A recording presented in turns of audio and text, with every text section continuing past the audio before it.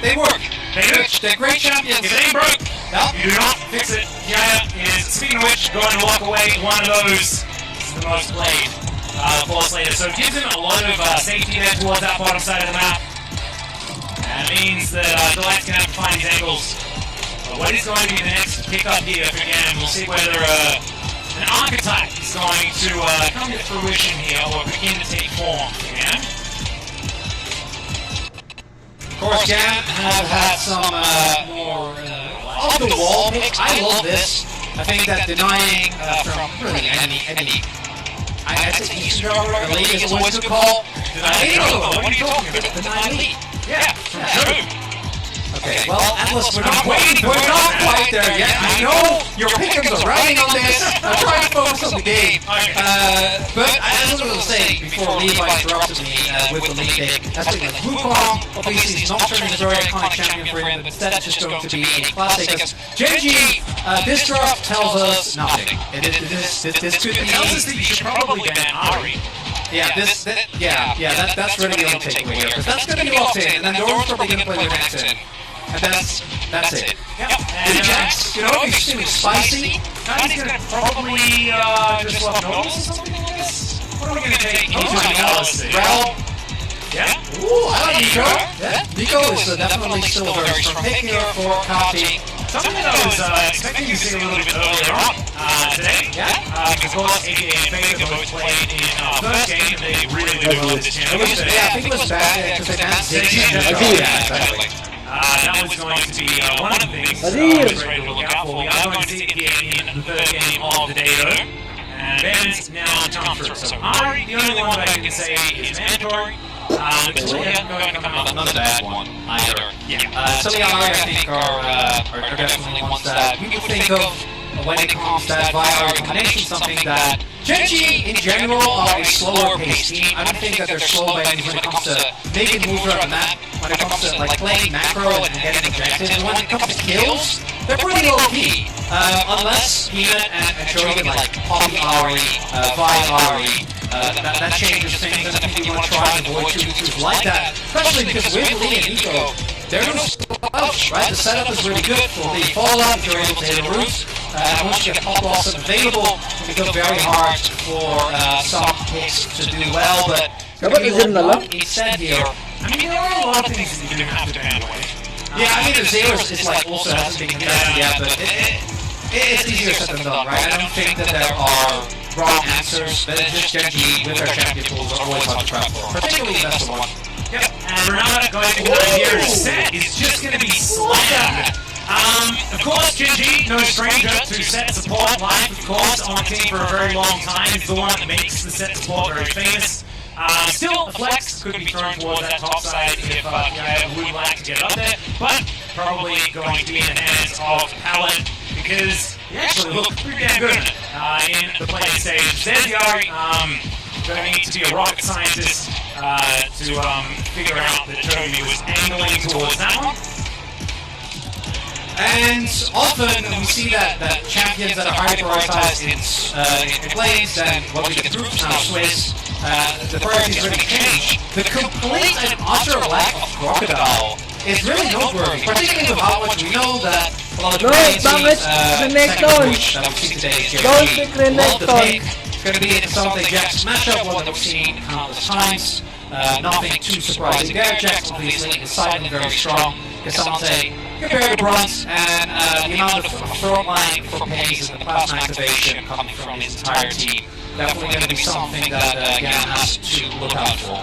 Yeah, and I'm looking, down the line as far as what Genji managed to pick up for themselves. A lot of mid-game fighting, a lot of pick opportunity as well, and also an incredible amount of confidence. Like, you would ask me what the most played champions this year, I'd say that, like, these picks are in the top 3, top 4 for all of them. Delight, of course, because Alice made it into the meta a little bit late, but we saw in the playoffs he was just incredible on that champion. So, bit of a blind pick roster here. However, you look on the side of GAM, and what you need, I think, in order to try and challenge LCK teams, like the biggest weakness is often if you're going really, really fast in the mid game. And GAM do have the opportunity to up the tempo in the mid game and try and form themselves a snowball. It's by no means, you know, a way to the path to success, but I think if you're gonna win, it's a decent way to aim for, you know? Additionally, I do think that the Genji composition is very short range. You have a lot of champions that kind of prey on that, right? Set loves it when people are trying to jump into him, great counter engage. Zaya is self-explanatory. And then the Nico can also be used offensively. Use that Pop Blossom as a tool when Genji jumps on top of you. The problem is, can you execute on that? Because as mentioned, Genji generally pretty slow team, very active objectives, but not necessarily kills. With a setup like this though, I expect them to try and put a lot more pressure to GAM. We'll see how well GAM is able to deal with that. Because if he gets to a position where your Zaya maybe picks up a couple of kills, anything can happen. Absolutely. I think mid-jungle is where our eyes are going to be glued for both of these teams, to be perfectly honest. Like, if a Nico gets a large advantage, these Pop Blossoms could be game-ending.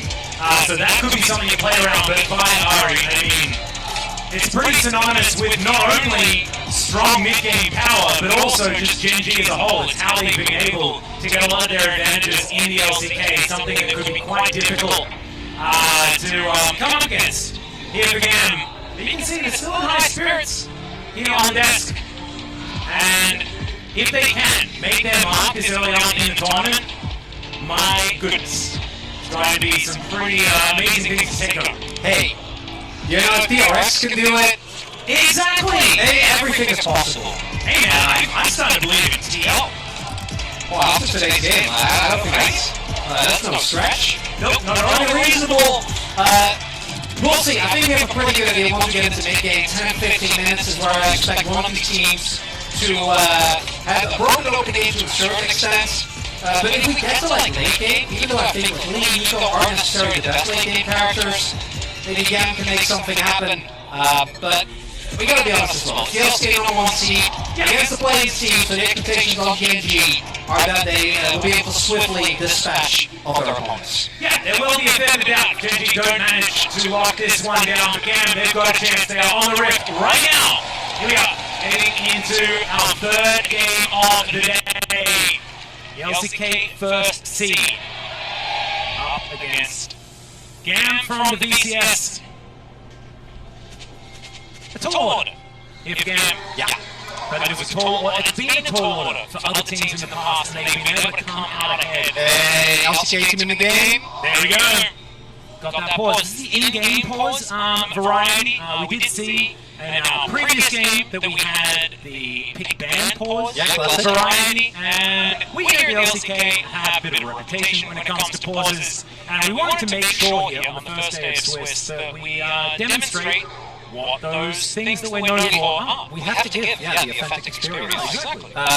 We've actually not been doing a great job because we've mainly been talking about the game and the teams, which, you know, that's not normally what we excel at. And I actually missed out on a really cool tidbit from the last game that I really wanted to talk about, but I couldn't. I think we should. But we can't talk about it. No, you have to save it. But it is a great tidbit, and like you guys, when Atlas inevitably is going to talk about, it's going to be great. Yeah. If you get to cost the team again, which is by no means guaranteed. No. But, you know, it's a missed opportunity. I'll be very, very happy about it, and then maybe I'll put out an X. It's a lesson. That's what it is. I'd like to enjoy the game, the two games that are ahead of us. Well, speaking of the game, I think we're going to bring up the draft, and we can have a look at where some of this power is going to come from these teams. We've already mentioned mid-game power and things like that both teams are going to be angling for. But what's your take? Where, like, if there is a theoretical GAM victory before us, where does it come from, Chronicle? I'd mainly be looking at either trying to, which is the riskier of the plays, right? Try and get an early point of pressure towards Peanut and Trophy, because I do think that the Vi specifically spiked extremely hard at 6, but pre-6, you know, obviously if you land the Charm and Q, it can have some power, but it doesn't really become nearly as life-threatening and as big of a problem to deal with until that point. Maybe get an early kill until Levi try and put Genji on the back foot. But then the problem is, that has to be in a 2v2, because trying to invade Peanut, as we have seen many a time, it just doesn't really do that much. I think Peanut, out of any LCK jungler, by far is the most consistent at absorbing pressure. Much in the way that Blabber did last game, right? Just, he's fine, flash down, maybe you give up a camp or two, which in last game didn't even end up happening. And then, outside of that, I think the one place where pace, in particular, the light to a certain extent, but the one criticism that you can levy towards pace is that his laning phase hasn't always been impeccable. And if we go back to, for example, I want to say it was MSI 2022, Gumayushi and Carrier versus the Saigon Buffaloes in the first game of that MSI, they actually got pressured hard, right? So maybe that's the angle. Maybe you try and just force an early all-in, have Levi take a creative mapping, and really put the pressure to pace in the light, because if you get to mid-game and pace isn't behind, it's bad. It's not good. It's not good. You have to keep him down. Well, I have a bit of an update, ladies and gentlemen. We have a slight peripheral issue. I believe it was Levi. If looking at the referees on stage, anything. We've got things upside down. BDS fan in the. BDS is K-Corp fan. There we go. And I had something else that I wanted to talk about as well. And it's gone. It's just gone. Did it make you forget it? No. No, it's my brain, not you. Not on you at all. You got it yourself? You wanna trace back the thoughts? There was something of it. No, I don't. Oh yes, it was this. In fact, it was this wide shot. I'm really glad we get to check in with the Korean broadcast when we get this shot. One of the largest reasons why I'm excited to have Worlds in Korea, right? Obviously, it's really cool for us to welcome everyone here. But it's also as a Chovy, he's rebooting. That's normal. Faker started it, and everyone is joining in. All energy is expended on the Rift. Yes. That is, using the energy to keep your eyes open. For a second, it looked like he was actually asleep. And I don't think that's the aim. As I was saying before I interrupted myself, happy that both of us find it hard to shake. The fact that Coster John is here, everyone gets to listen to him. A living legend, it's so nice. No, it's absolutely fantastic. We actually get both. We get both Sunke and Coster John was here earlier on as well. Had a chat to him backstage after the T1 victory, and we were both very worried together for a few moments. So we're just trying to make sure that we get everything sorted out. I assume it might come down to a turn it off and on again situation, but maybe it's more than that, because I'm entirely guessing. As everything is Delight is trying to let the cameraman know something. There are very few people that are as aptly named as Delight. Oh, 100%. Because he's just always having a good time. He's always happy, always looking like he's enjoying himself, and as much as I think a lot of the narrative focus for Gen G this year has been on pace, which makes sense because of everything surrounding him, who we followed up on, his experience earlier. We have some Weibo fans in the audience, of course, going to be playing later today against NRG. Delight's journey with Gen G and T1 Academy / Challengers into Brion, where he was a really large part of why the roster was, I think, started to garner fans last year, and then now to, depending on Carrier's form, what many might call it, at least in summer, the best supports in Delight. The three best supports, and on any given day, the order could change. Yeah. And that is a crazy thing to think Hey! Flew out from Sweden just to see T1, and they saw like a banger T1 versus TO game? Yeah. Lucky. I mean, after the result, it's... Yeah, through. I'm playing battle rough. Yeah, but no, it's alright, everything worked out, and as it turns out, it all depends on whose Nexus falls down. I am just glad that we do. I said it before, but this is the LSK experience. Both in gameplay and in pauses. And I have found out that it is in fact a mouse issue. We are migrating the mouse out and making sure then afterwards that the mouse does in fact work. So that is what we're battling right now. Would you rather play with only mouse or only keyboard? If you could find a way to make, league movement work with just a keyboard. Only, so you have to click every skill. I think it has to be mouse, right? I think it has to be mouse. I think it would be very difficult to play with only a keyboard unless you're allowed to use a trackpad, in which case, well, that's just I'd go with that. A trackpad. Like if you say you've got a laptop and you don't have a mouse, you'll have a trackpad. How often have you done this, Atlas? Never. No, okay. I was wondering if that was the reason why you played the way you do. I mean, I played terribly with all of the equipment that's perfectly set up. It's not the equipment. It's not exclusively you. However, if you were to take away said equipment, it would be an absolute nightmare. It'd be worse. Yeah, we're not. I don't even want to give that any thought because it will really deflate any sort of. We gotta. Yeah, that's what I was saying. Yeah, but look, we got Chuck's waving as well. Oh, hey, Jen with the desks. Kobe's not waving. I don't know why. Yeah, there we go. Oh, there we go. Hey, you got the whole gang. I assume that they're also up there, just in case this particular pause goes for an extraordinarily long time. But they're on the screen, so we can actually... Maybe we're going to talk to them. I don't know. We can do that. It's first, I mean, let's just throw it over to them and see what they want to do. How about that? Take it away, Shops. Oh, thank you. We were actually trying to talk to you, but I don't think... I was hoping they could hear us. Oh, now you can. Yeah, we can. Hi. So we just wanted to remind you that Cloud9 just beat Europe. Oh my So they brought us back. We decided to pause Worlds for a second, just so that everyone could just kind of sit in there. When you're up. 1-1, let's go. Let's go. I mean, Jen, you can't say they're all Any better than 1-1? Can it? No, I'm not sure. That'd be crazy.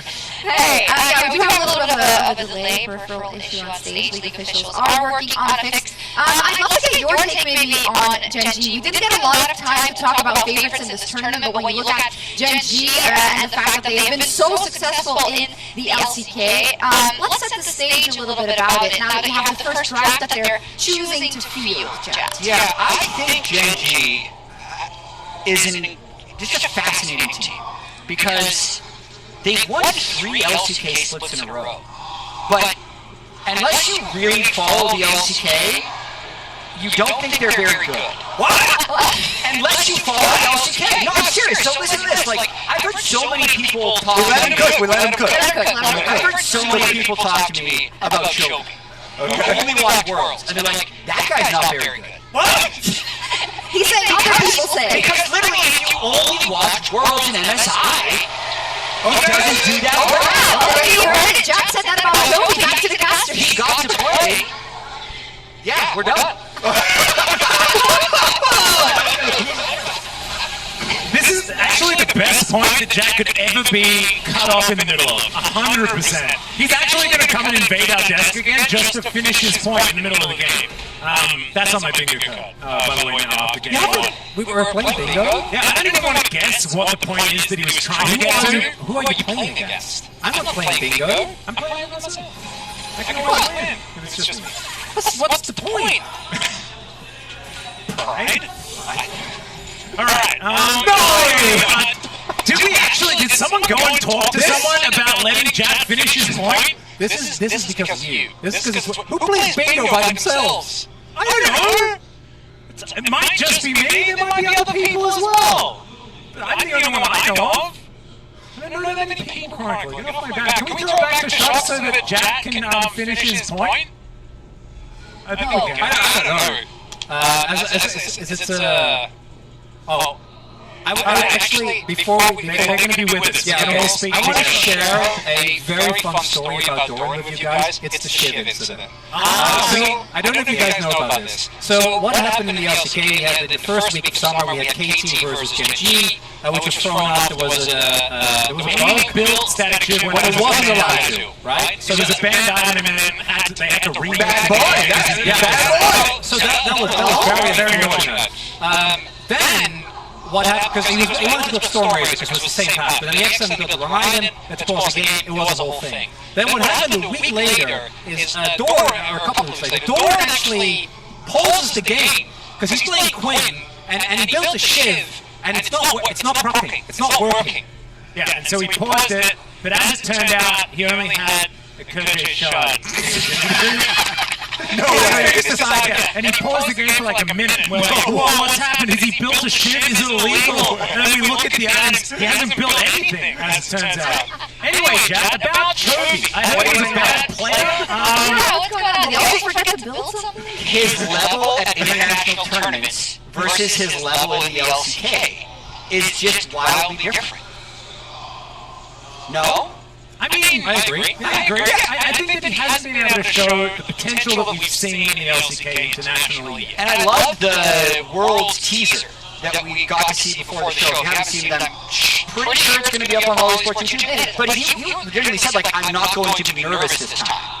So his potential, Chovy, like, is the best mid laner in the world, potential world champion. But, like, for me, JDG comes in as a big favorite. Yet we see, like, I swear, if we were to break down the last, like, 7 or 8 years of Worlds, there's been so many years where people are like, yeah, LPL's got, like, 4 to 5 best teams, man. And then you see Korea win every group.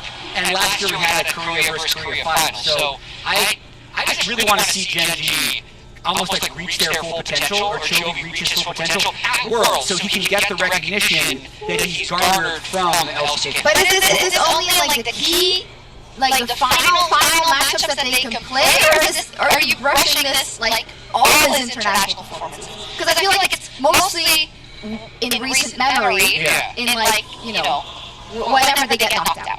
Well, like MSI, they just didn't even make final. That's a good point. So I just wanted to make a counterpoint, but maybe we're You're the one that's allowed to talk, Chronicler, because we're in the game. Well, yeah, So you can talk. it was a fun They can time. still hear you. It's okay. Okay, yeah, but it's not the same Atlas. I want to hear what their thoughts are. You know what? Let's just come over to As that. I was saying, and you are with me on this one, because I know you were a fan of this particular lineup. I actually argue that when Chovy had the least expectations on him is when he was the best internationally. Because Live 2021.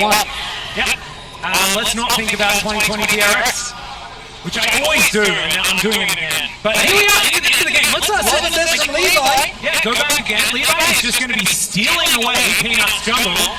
Peanut is going to know what's going on, but we'll see what's actually going to happen. Peanut's going to miss the ball breaker, but doesn't matter. He's able to walk back, grab himself. Okay, that charmed to miss on Ducati. He's trying to find a boot burst as well, so not too bad. Even out trade. So I think because of the bowling situation, Levi didn't run the risk, and he also he wasn't aware of whether or not Peanut had smites. But with Red Bull, like, and especially with Peanut missing Q, he wins the 1v1, right? So then it comes down to, do you think that Palat can run on time? I think the light didn't already have the move, so they didn't want to run the risk of the light being a nuisance. And unfortunately for Levi, I think the invade, good idea, it doesn't end up actually working out or making a difference. And now Peanut instead is going to double scuttle. It's the same as last game. Well, Facebreaker is going to come through here. Good headbutt to try and disengage from the fight. But already, GAM showing some aggression here towards the bottom side. You like to see it. And like you were talking about, double scuttle to come through here from Peanut. Levi walking over vision as well. Looks like GAM playing for a bit of a PowerPoint here. This bottom lane is in a pretty good spot. Although it is a stack wave that they should be able to get done here. There is the Hex Splash into the Facebreaker Glide. Just going to pulverize. The Haymaker does come through, but the cow is going to be okay. And with Levi not actually getting the early invade really working out as well, this is very valuable poke. Jordan stacking a big wave.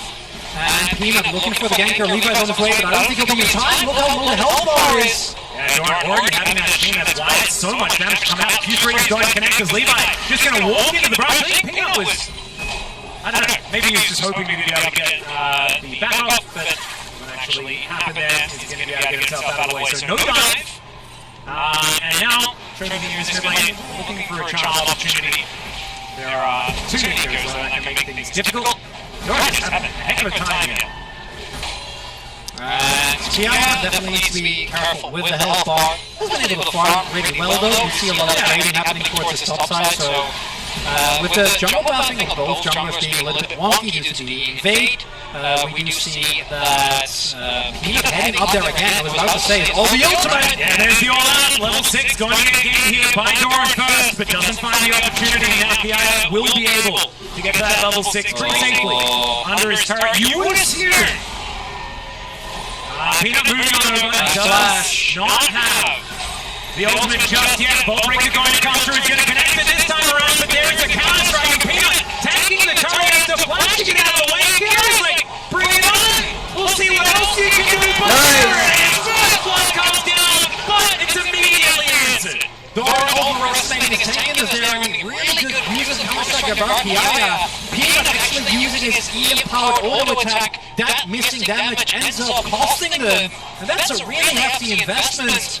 might end up being worth it. I'm not sure what the wave state is. If it ends up pushing away from Kiara, Doran can catch it, not miss too much. Might be somewhat worth if you add the first blood to it, but definitely not the cleanest dive there from Genji. And yeah, I'm going to be happy that Kiara is able to pick up the counter kill as well. And he holds on to his flash. Yep. Going down the line as well, things pretty even in the other lanes. But let's have a look at this replay.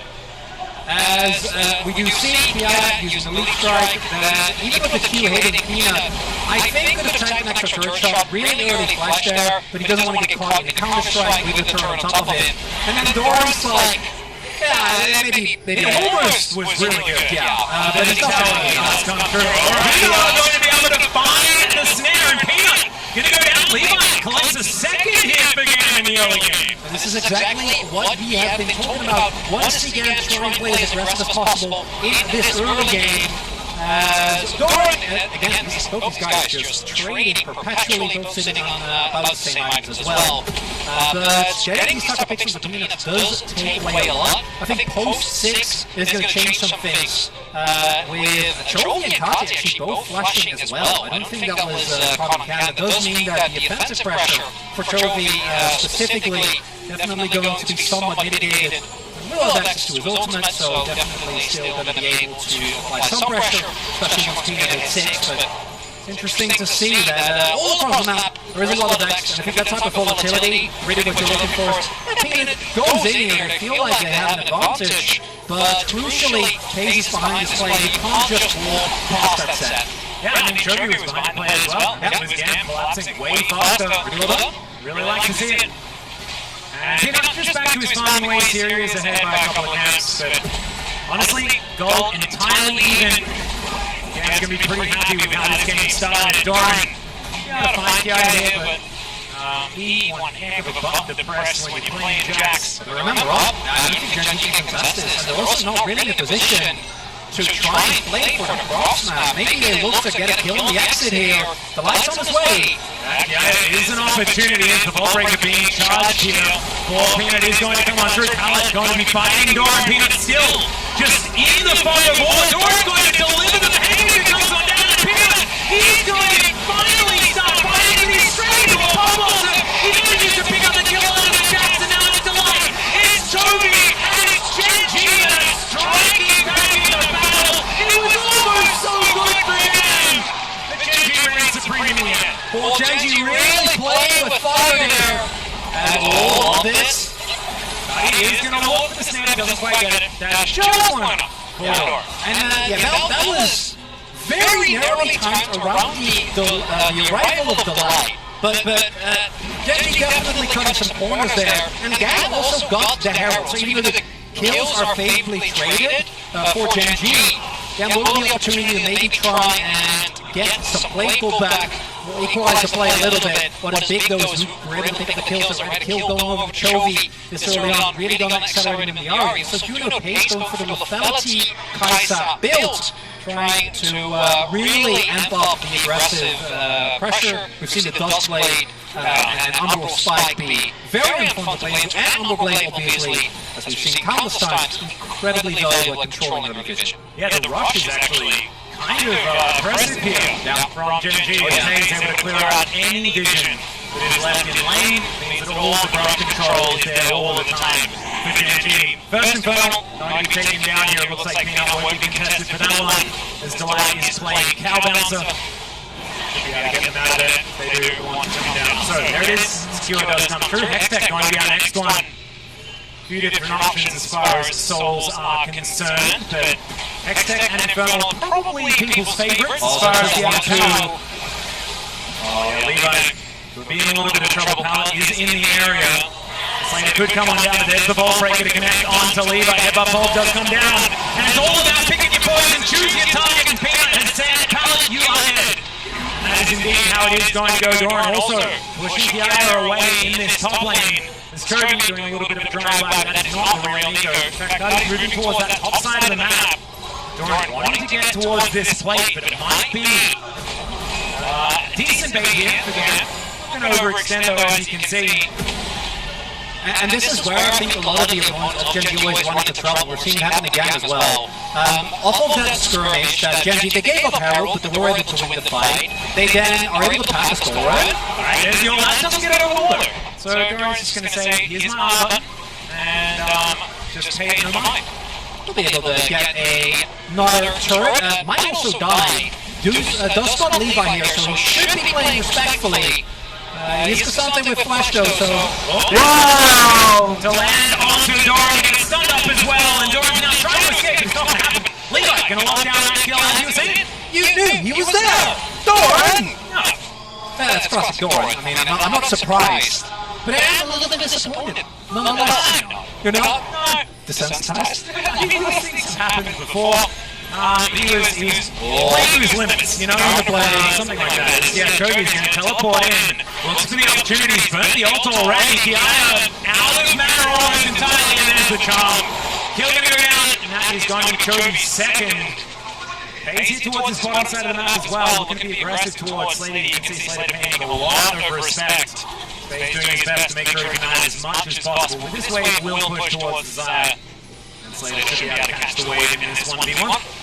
Yeah, what we are seeing, and this is, well, Genji, I think, really only does this. Another headbutt bomb is going to come through, and another charm will land. Kai's going to be able to get that flash off, but there's the cease and desist. Pop-Lock is going to come through, but Peanut is going to be tanky enough. He wanted to get the kill to Chogi, but it is not going to happen. Oh, another turret shot, and Chogi will survive.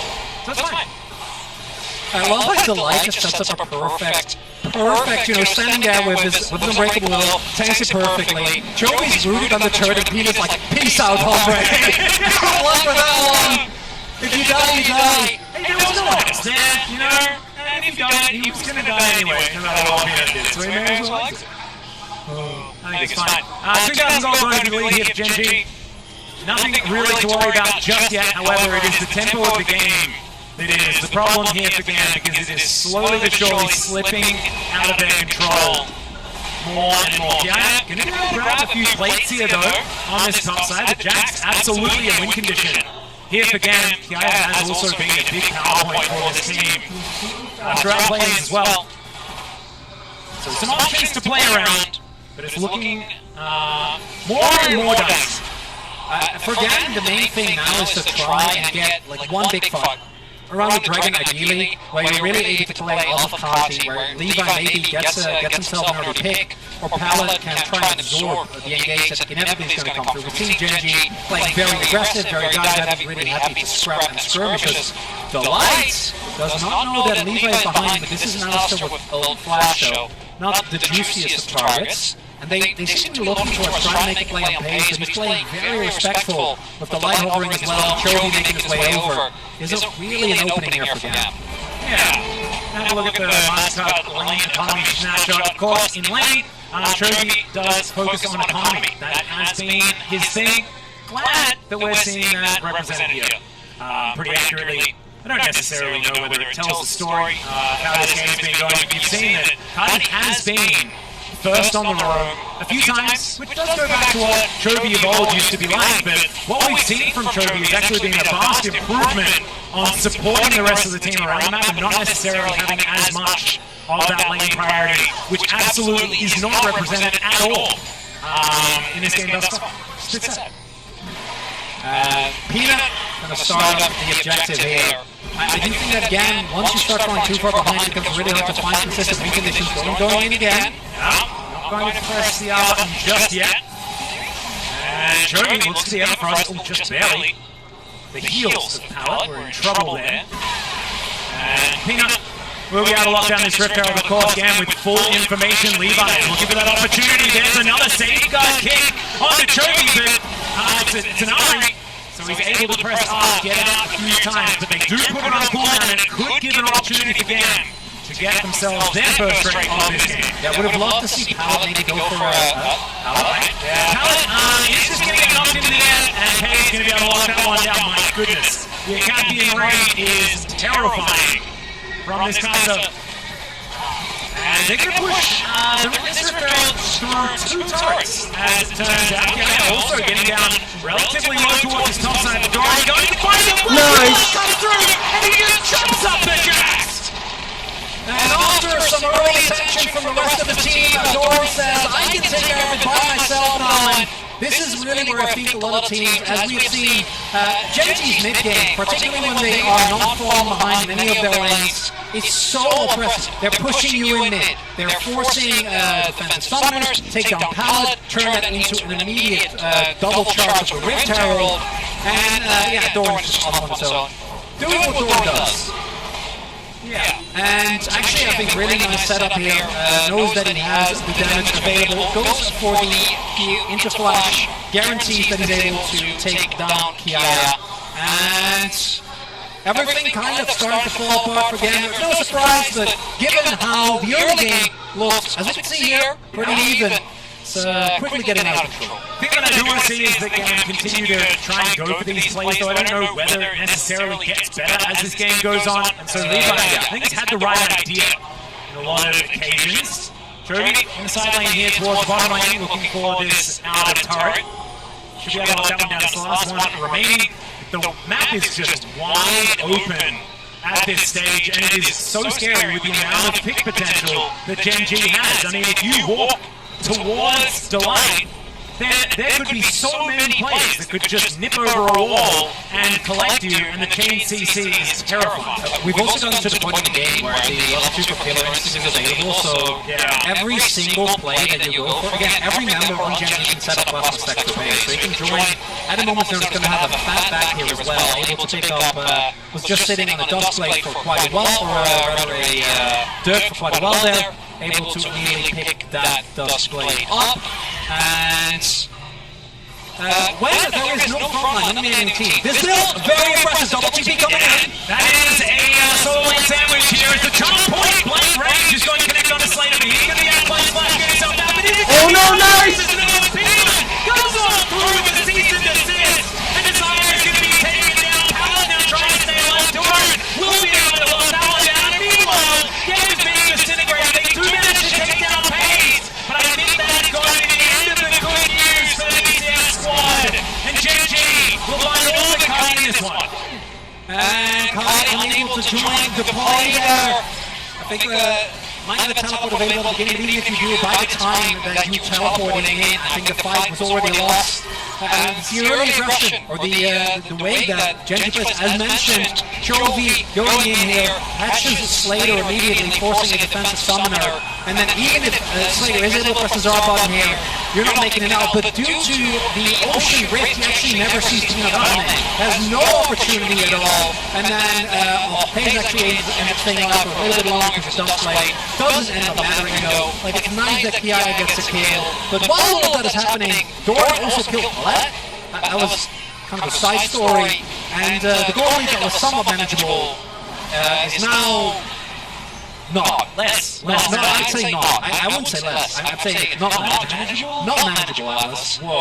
You know me, I'm not one for strong words. Slater is now not going to get bolt broken here by Peanut, but the Penastorm does have to come through, but he's not going to get caught. From Delight, what was that? They do manage to get yet another kill for Peanut, but it is once again not the story they were looking for, and Team Willow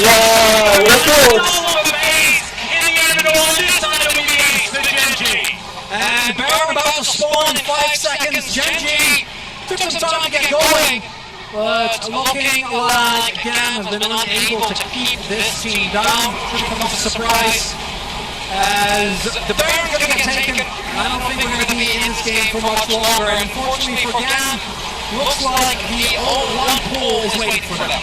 Yeah, I just want to say, like, with polarizers like that, like, Delight, man, what an incredible start to his Worlds run, because he was one of the players that didn't necessarily perform as well when we got to MSI, so it's good to see him starting things off with a bonus.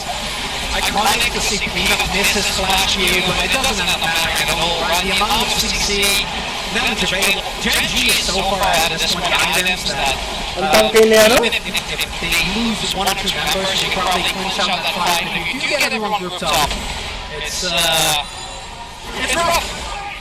It certainly is.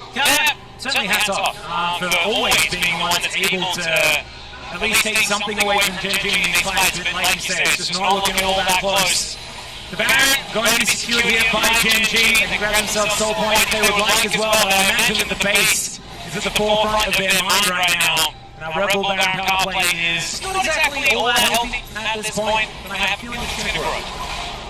I wonder how this guy's going to get some. Yeah, it's a bounty. Heck yeah, that's why I wonder how aggressive Gen G is going to play. I think Levi's showing the vision now, so definitely. And actually, you know, I don't hate the cross map from GAM. It's not like you can fight this team, so you might as well try and hope that they just back off. Yep, getting anything is definitely a positive. Yeah, it's going to keep going, and he may as well, but these inhibitor turrets will fall. These two inhibitors will go down. And defending Nexus turrets is certainly going to be a priority, and as you can see, TPI agrees. He's going to be heading home now. We'll see whether they can hold on, because Gen G, they really, it looks like they don't want to be here for all that long today, Cropper. Looking to try and end it as soon as possible. The ball break is going to be channeled here. Picking your target is going to be important. As Peanut is just going to do anything in another direction. And yeah, there he is. Nice. Into the back line goes Powell. The haymaker goes by a little bit. Paul Watson's decent, but Gen G, the ones are too heavy at this stage of the game. And they are just going to rip through games. Later on, they'll deal with these Nexus turrets and the Nexus. No goal today. Here, 22.5 minutes. And Gen G, I think I saw a JG icon there at the end of the going to the side, to the fountain, because Gen G looking good here today. The fact that with the Swiss format we can have a Gen G JG best of one, provided that Gen G beat BDS of course our next matchup. That'll be something. Unfortunately for GAM, the same fate for them as many